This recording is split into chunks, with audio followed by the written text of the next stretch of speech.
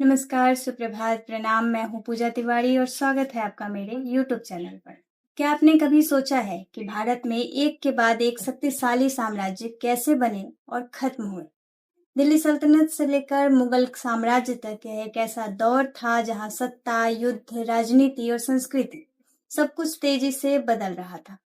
आज हम जानेंगे उत्तर मध्यकालीन भारत का पूरा इतिहास साफ, आसान और सरल तरीके से। तो चलिए शुरू करते हैं उत्तर मध्यकालीन भारत का इतिहास। यह समय था 1200 ईस्वी से 1700 ईस्वी का। दिल्ली सल्तनत की स्थापना हुई, मुगल साम्राज्य का उदय हुआ और भारतीय संस्कृति और प्रशासन में बड़े बदलाव आए। यह समय संघर्ष और विकास दोनों का मिश्रण था। और अब बात करते हैं दिल्ली सल्तनत की, जिसकी शुरुआत 1206 ईस्वी में हुई। सबसे पहले आया गुलाम वंश। इसके संस्थापक थे कुतुबुद्दीन ऐबक। इन्होंने कुतुब मीनार का निर्माण करवाया। इसके बाद इल्तुतमिश आए, जिन्होंने सल्तनत को मजबूत किया और सही दिशा दी। इसके बाद आया खिलजी वंश। इस वंश का सबसे प्रसिद्ध शासक था अलाउद्दीन खिलजी। उसने अपने साम्राज्य का विस्तार दक्षिण भारत तक किया, बाजार में दाम तय किए ताकि महंगाई नियंत्रित रहे, लेकिन उसकी नीतियां काफी सख्त थी। जनता पर नियंत्रण भी ज्यादा था। इसके बाद आया तुगलक वंश।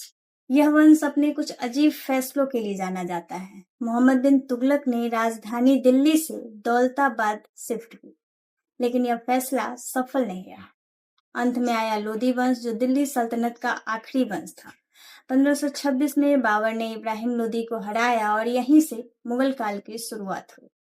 और हम बात करते हैं मुगल वंश की, जो भारत के इतिहास का एक महत्वपूर्ण और जटिल काल है। बाबर ने 1526 में पानीपत के पहले युद्ध में जीत हासिल की। वह एक कुशल सेनापति था, लेकिन उसका ध्यान मुख्य रूप से युद्ध और सत्ता पर था। हुमायूं का शासन स्थिर नहीं रहा। उसे शेर शाह सूरी से हार का सामना करना पड़ा। हालांकि बाद में उसने फिर से सत्ता हासिल की।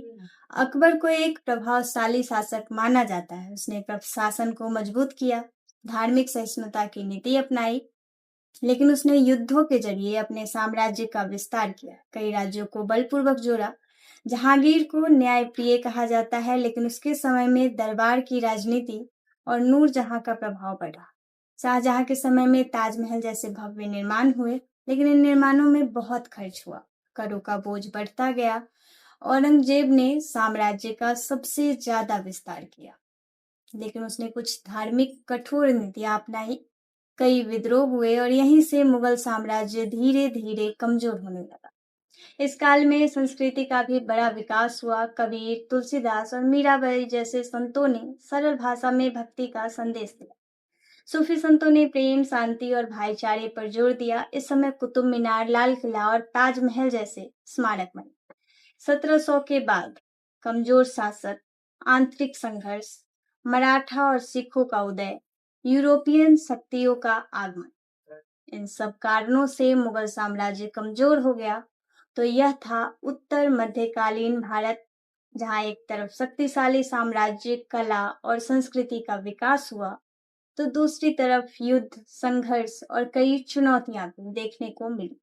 यानी यह काल पूरी तरह अच्छा या बुरा नहीं माना जा सकता, बल्कि एक मिश्रित और वास्तविक इतिहास कह सकते हैं इसे। और अब अगली वीडियो में हम जानेंगे आधुनिक भारत 1700 से 1947, जहां मुगल साम्राज्य के पतन के बाद कैसे अंग्रेज भारत में आए और कैसे शुरू हुआ भारत का स्वतंत्रता संग्राम। अगर आप अगला पार्ट मिस नहीं करना चाहते तो चैनल को सब्सक्राइब करें, वीडियो को लाइक करना, शेयर करना बिल्कुल ना भूलें।